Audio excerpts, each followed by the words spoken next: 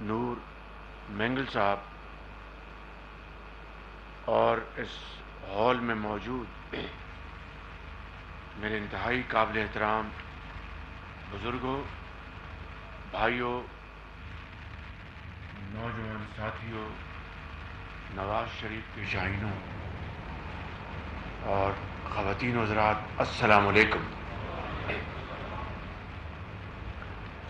آج میرے لیے ایک بہت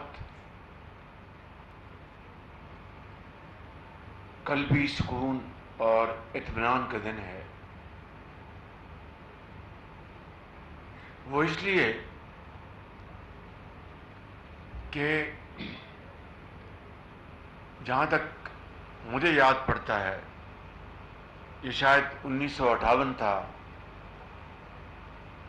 یا 1959، دونوں میں سے ایک سال، تو پہلی مرتبہ میں، میرے بڑے بھائی نواز شریف صاحب، میری والدہ محترمہ جو اس دنیا میں نہیں، اللہ ان کو جنت الفردوس میں جگہ عطا فرمائے، اور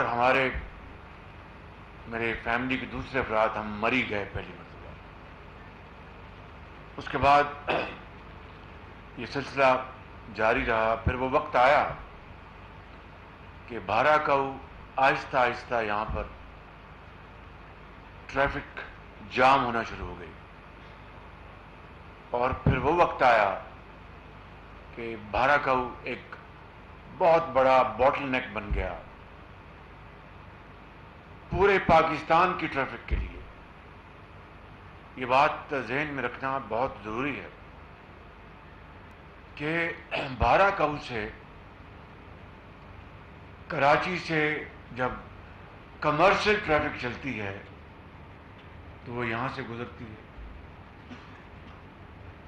پورے پاکستان، چاہے وہ سندھ ہے، چاہے وہ پنجاب ہے، اور دوسرے صوبے ماسوائے کے پی کے علاوہ، وہ لوگ جب سفر کرتے ہیں آزاد کشمیر کے لیے، گلیات کے لیے، تو وہ اسی راستے سے گزرتے ہیں۔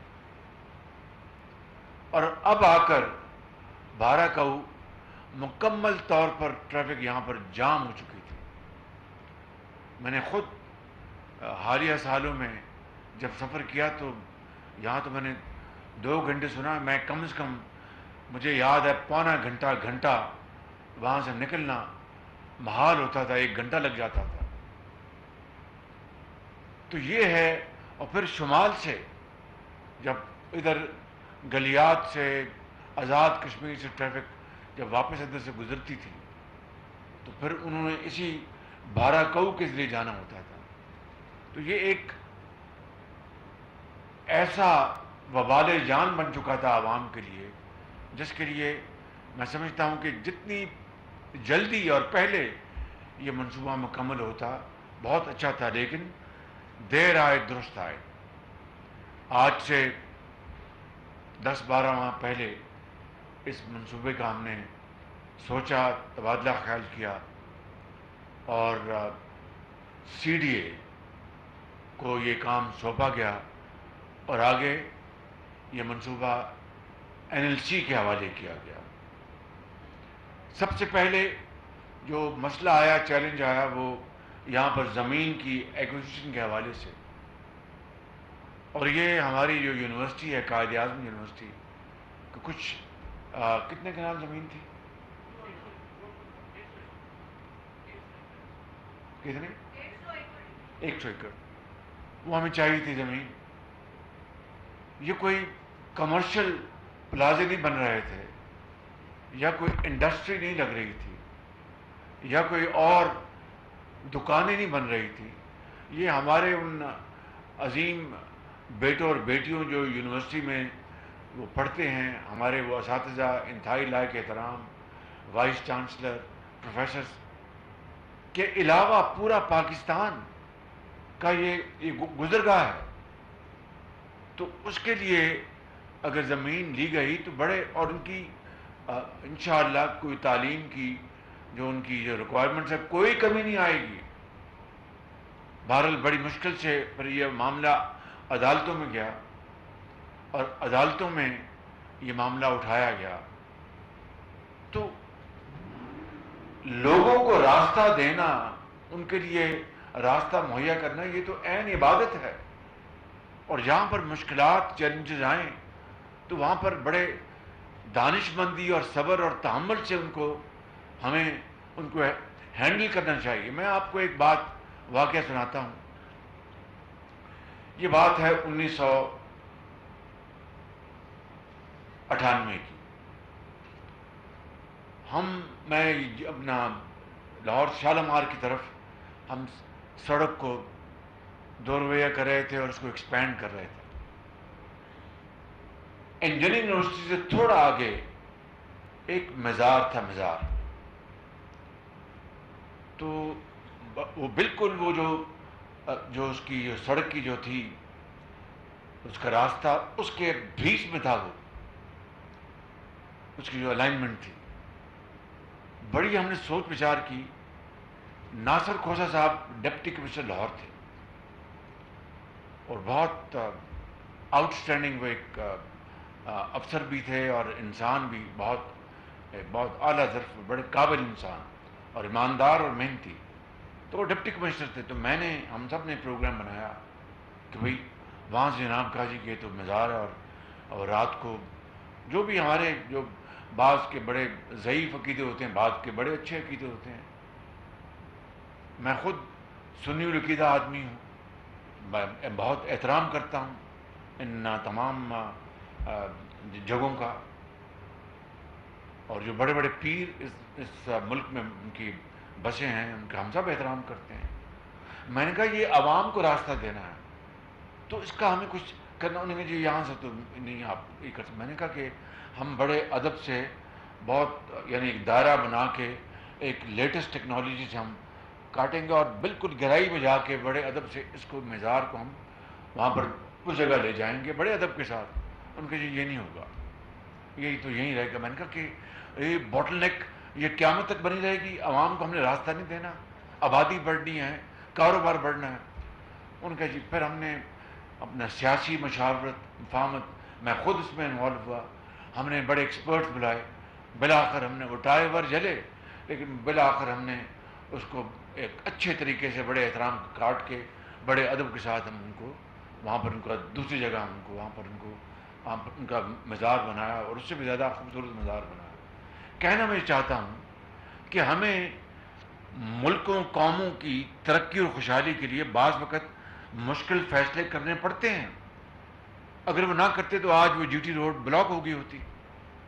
اسی طریقے سے ہمیں یہ زمین، مگر وہ گئے عدالت میں، ہم نے مقدمہ پیش کیا، یہ نور مینگل اور سارے لوگوں نے، اور عدالت نے الحمدللہ فیصلہ جب دیا تو اس کے اوپر کام دن رات شروع ہو گیا، اور الحمدللہ یہ ساری یعنی جو ایکوزیشن جو کی گئی زمین کی، جو مقدمے لڑے گئے عدالت میں، سب کو ملا کر نور مین کتنے مہینے 9 ماہ میں یہ منصوبہ مکمل ہوا ہے۔ میں نے ٹارگٹ 3 مہینے کا دیا تھا، جو میری عادت ہے، میں اپنی عادت سے مجبور ہوں، کیونکہ عوامی فلاح و ترقی اور خوشحالی کے لیے میں ہمیشہ اس طرح کے ٹارگٹ دیتا ہوں۔ یہ ٹارگٹ شاید اچیو ہو جاتا اگر یہ چیلنجز نہ آتے، لیکن بالآخر دیر آئے درست آئے، یہ منصوبہ آج مکمل ہو چکا۔ اب پورے پاکستان کے لیے، چاہے وہ گرمیوں میں، اب دیکھیے 14 اگست کی آمد ہے، اور بے پناہ ٹریفک، بے پناہ ٹورسٹ جائیں گے گلیات میں آزاد کشمیر کی طرف۔ انہوں نے اس طرف سے اب یہ جو بائی پاس بنا ہے، یہ جو روٹ بنا ہے، 5 منٹ میں آپ اس کو عبور کر کے تو آپ پہاڑوں پہ چڑھے ہوں گے۔ کتنا آپ کا ٹائم بچے گا، اینڈ ٹائم از منی، وقت پیسہ ہے۔ وقت اگر آپ ضائع کریں گے تو آپ زندگی کو ضائع کر رہے ہیں۔ تو آپ کا جو فیول ہے، آپ کی جو دھواں ہے، یہ سب کچھ بچے گا، اور عوام بڑے تیزی، کوئی مریض جا رہا ہوتا ہے، کسی نے کسی ہسپتال پہنچنا ہے، شمال سے آ رہا ہے اس طرف، کوئی اس طرف وہاں جا رہا ہے، یہاں آس پاس کے علاقوں کی جو ٹریفک ہے وہ بلاک ہوتی ہے، انہوں نے جانا ہے، پنڈ میں جانا ہے، کسی اور جگہ جانا ہے۔ تو میں آج آپ کو دل کی گہرائیوں سے مبارکباد پیش کرتا ہوں، اور آپ کو میں یہ بتانا چاہتا ہوں کہ یہ بھی منصوبہ میاں نواز شریف کا ویژن تھا اور ہے، لیکن جس طریقے سے ان کی حکومت کو ہٹایا گیا ایک سازش کے ذریعے اور ایک بدترین سازش کے ذریعے، ورنہ یہ منصوبہ میاں نواز شریف کے دور میں الحمدللہ، اور باقی جس طرح یہاں پر بتایا حنیف عباسی صاحب نے، مریم اورنگزیب صاحبہ نے اور ڈاکٹر صاحب نے، کہ جب ہماری حکومت بنی تو یہ میٹرو جو تھا بالکل یہاں پر ہر چیز رک چکی تھی کئی سالوں سے، اس کو ہم نے چند ہفتوں میں مکمل کر کے اللہ کے فضل سے چلایا. آج ہزاروں لوگ وہاں سے سفر کر رہے ہیں. پھر اب بلو لائن، گرین لائن، بچوں کے لیے، طالب علموں کے لیے، اساتذہ کے لیے، نرسز کے لیے وہ چلوائی ہم نے. اب چونکہ ہمارے پاس فورن ایکسچینج کی پیچھے IMF کے معاہدے سے پہلے کمی تھی تو ایلسیاں کھولنا دشوار تھی، ورنہ حنیف عباسی صاحب میرے پیچھے پڑے ہوئے جناب ایلسیز کھولیں وہ بجلی کی بسوں کی، وہ ہم نے وہ ایلسیاں کھل گئی. اب آپ کی بجلی کی بسیں آئیں گی تو دھواں نہیں ہوگا، کوئی پولوشن نہیں ہوگی، اور آپ انشاءاللہ اپنے جو منزل مقصود تک پہنچ سکیں گے. میں کہنا یہ چاہتا ہوں کہ جب ارادہ کر لیں انسان اور مقصد عظیم ہو عوام کا تو اللہ تعالیٰ مدد کرتا ہے، اور محنت کریں تو اس میں رنگ بھرتے ہیں انشاءاللہ. اس حوالے سے میں اس منصوبے کو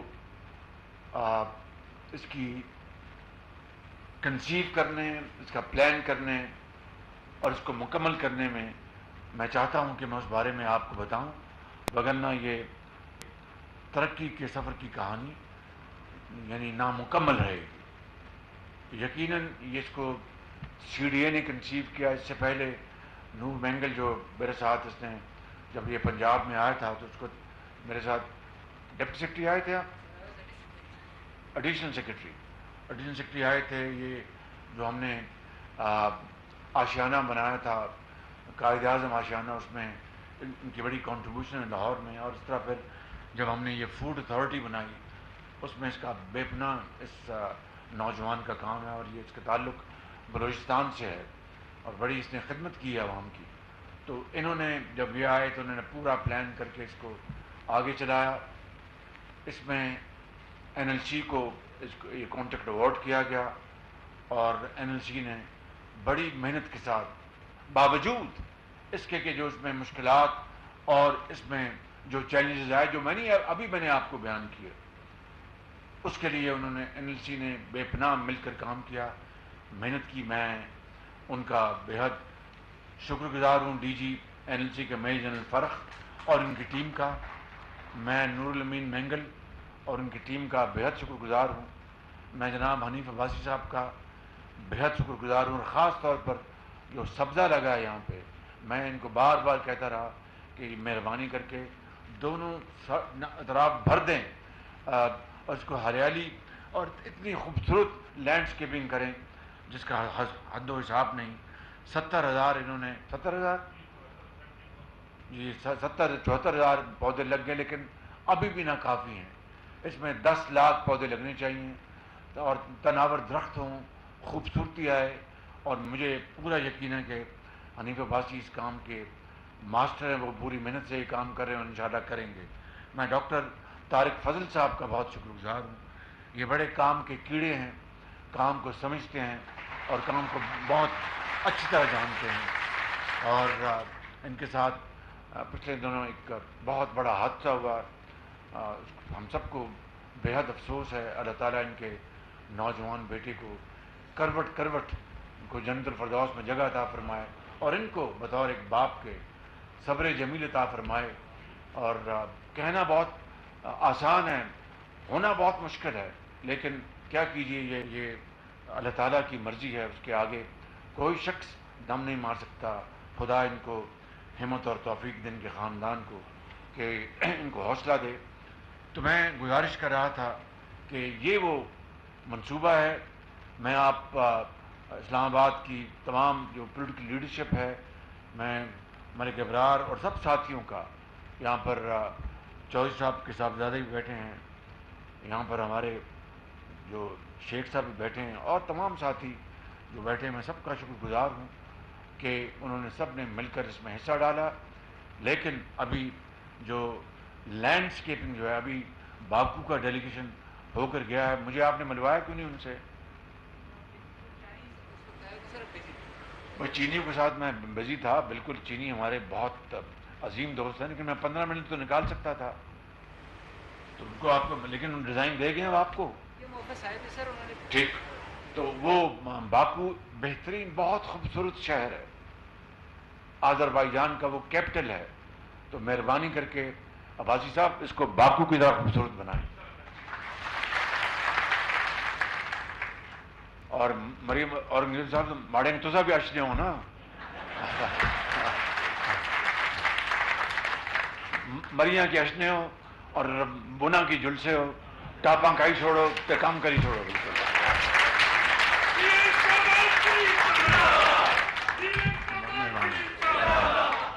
باؤ بیٹھ جائیں. تو یہ میں سمجھتا ہوں کہ ایک انتہائی اعلیٰ منصوبہ مکمل ہوا ہے، اور ابھی میں نے بات مکمل نہیں ہوئی.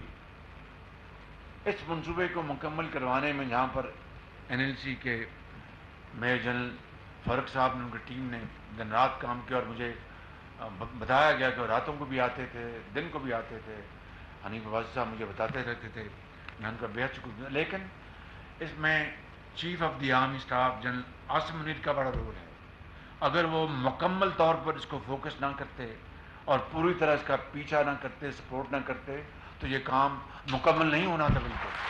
تو میں ان کا بھی بے حد شکر گزار ہوں، جنرل عاصم منیر کا، سپہ سالار کا، جنہوں نے بڑی کمٹمنٹ دکھائی ہے، نہ صرف اس منصوبے کے لیے، اور بھی وہ ہماری ہر روز میری تقریریں ہوتی ہیں، وہ انشاءاللہ کسی اور موقع کے لیے میں یہ بات کروں گا. لیکن میں یہ بات بتانا چاہتا ہوں، کل بھی میری ملاقات ہوئی تھی، ہمارے جو دوسرے جو سروس چیفز تھے وہ بھی تشریف فرما تھے، ہمارے سیاستدان موجود تھے. میں نے یہ کہا ان کو، اور میں یہ بات آپ سے یہ شیئر کرنا چاہتا ہوں. مجھے اس سیاست کے دشت میں 38 سال گزر گئے. 38 سال نواز شریف کی لیڈرشپ میں. 1985 میں پہلا نان پارٹی الیکشن لڑا میاں صاحب نے، میں ان کے چھوٹے بھائی کی طرح ان کی جو بھی چھوٹی موٹی کیمپین کر سکتا تھا کیا. اس سے لے کے آج تک تو گن لیجئے، یعنی یہ بنتے ہیں 38 سال. میں پہلی مرتبہ جب MPA بنا اللہ کے فضل سے، وہ 88 میں، اس کو بنتے ہیں 35 سال. تو 35 اور 38 سال مجھے ہو گئے ہیں. اس دوران میں نے بہت اپنے سپہ سالاروں سے میری ملاقاتیں رہیں، حکومت میں بھی اور اپوزیشن میں بھی، اور ایک ہی مقصد ہوتا تھا کہ یہ ملک ترقی کرے، اور اسلام آباد کی حکومت اور راول پنڈی کی اسٹیبلشمنٹ اور دوسرے ادارے مل کر مشاورت کریں اور پاکستان کو باہر لے کے جائیں، جس کے لیے حضرت قائد اعظم نے خواب دیکھا تھا اور بڑی عظیم قربانیاں دی گئیں. میں نے بڑے بڑے سپہ سالاروں سے ملا، اور بڑے بڑے قداور، بڑے بڑے بہادر سپہ سالار، میری ان سے یاد اللہ ہے، ان سے ملاقاتیں ہوئیں پاکستان کے بہترین انٹرسٹ میں.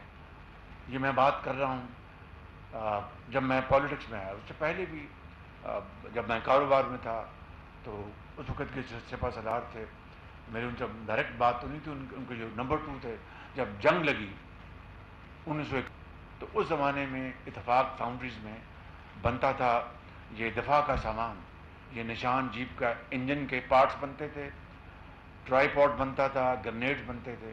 تو مجھے یاد ہے آج بھی کہ اس وقت جو ڈپٹی چیف آف اسٹاف تھے جنرل حمید خان، وہ آئے تھے اتفاق فاؤنڈریز. میں اسٹوڈنٹ تھا، میرے والد صاحب لے گئے مجھے، تو میں ان کو ملا. میں مختصر یہ بات کر رہا ہوں کہ اس سارے جو ایفرٹ کا جو میں نچوڑ بتا رہا ہوں آپ کو، ایک ہی مقصد تھا، ایک ہی، کہ سیاستدان اور ادارے مل کر اس ملک کو وہاں لے جائیں جہاں پر لاکھوں مسلمانوں نے پاکستان کے لیے ہجرت کے وقت جو خون کے دریا عبور کیے، ان کی روحوں کو تسکین پہنچے.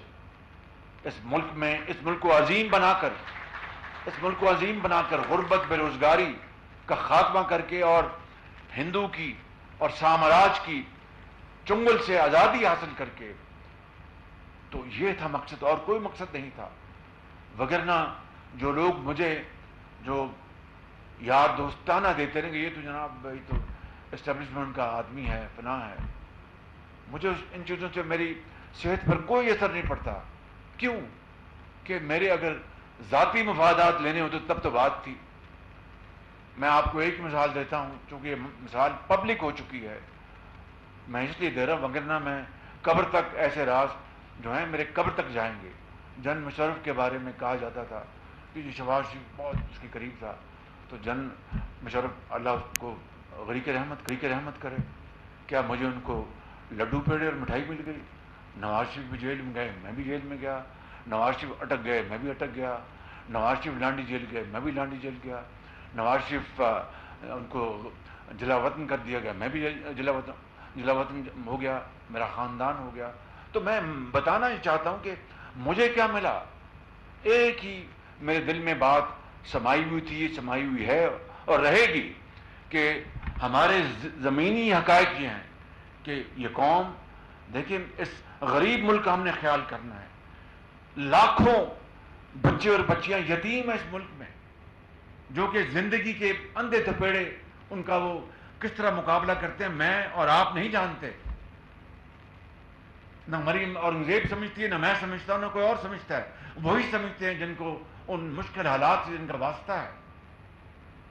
اس ملک کے اندر لاکھوں کروڑوں بچے اور بچیاں ہیں جو کہ ہم سے کہیں زیادہ وہ قابل اور انتہائی ذہین اور فتین ہیں، لیکن ان کے پاس وسائل نہیں کہ وہ اپنے جوہر دکھا سکیں اور علم کا وہ ہتھیار حاصل کر کے پاکستان کی شکل کو بدل دیں. ان کے پاس پوری اپرچونٹی ہے.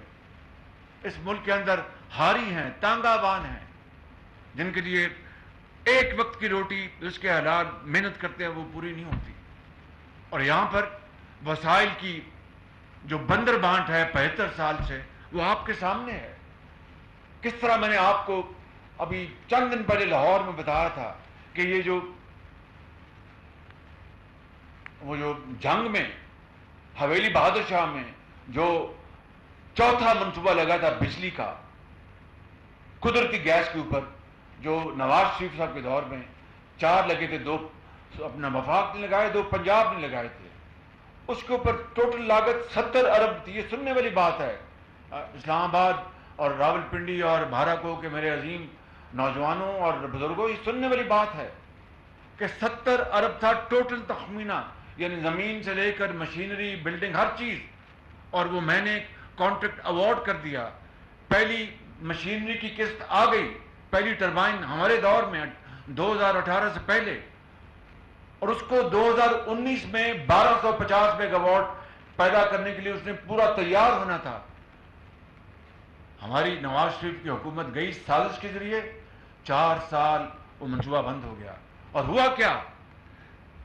70 ارب روپیہ کل لاگت اور 70 ارب روپیہ اور اس کے اوپر خرچ ہو گیا، اور اس قوم کا پیسہ دریا برد ہو گیا، جو کہ اس ملک کے لاکھوں یتیم بچوں اور بچوں کی تعلیم کے لیے لگ سکتا تھا، ان کی دوائی کے لیے استعمال ہو سکتا تھا، ان کو اعلیٰ درسگاہوں میں پہنچا ہو سکتا تھا، یہاں پر اعلیٰ یونیورسٹیاں اس سے بن سکتی تھی، ہسپتال بن سکتے تھے، پی کے لائی 4-5 پی کے لائی اور بن جاتے، اور اس ملک کی اور اس قوم کی خدمت ہوتی. یہ میں نے آپ کو ایک مثال بتائی کہ کس طریقے سے یہ پاکستان کو تباہ کیا گیا.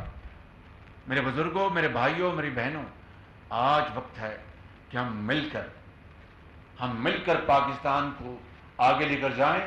یقین کر کے مرحلے ہیں، مشکلات ہیں، ضرور مشکلات آئیں گی، لیکن جب اللہ تعالیٰ کی کرم اس کا شامل حال ہو اور یہ فیصلہ ہو جائے کہ ہم نے تقدیر بدلنی ہے، تو کوئی مشکل نہیں رہتی.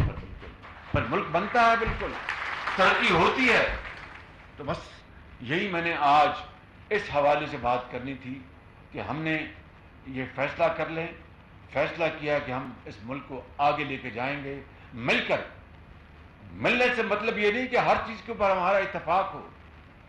ملنے سے مطلب یہ کہ مشاورت ہو، فیصلہ ہو جائے کہ یہ چیزیں ملک کے مفاد میں ہمیں کرنی ہیں، یہ چیزیں اس کے اوپر فیصلہ لیں اس کو ہم پیچھے بیک برنر پر رکھ دیں. یہ ہے مشاورت, یہ ہے قومی یکجہتی, یہ ہے قومی اتفاق, جس کے ذریعے ہم انشاءاللہ اپنے مشرق میں ہمارا جو ہمسایہ ہے وہ ہم سے اب بہت آگے چلا گیا, لیکن گھبرانے کی اور رونے دھونے کی کوئی بات نہیں. اگر ہم آج فیصلہ کر لیں کہ ہم مل کر ہم یہ مارچ کریں گے اور اس ترقی کے سفر کی طرف دوڑیں گے, تو میں بلا خوف تردید کہہ سکتا ہوں کہ اللہ تعالیٰ کے فضل و کرم سے چند سالوں میں پھر ہم اس پوزیشن میں آئیں گے جہاں پر نواز شریف پاکستان کو 90 کی دہائی میں لے کر آیا تھا.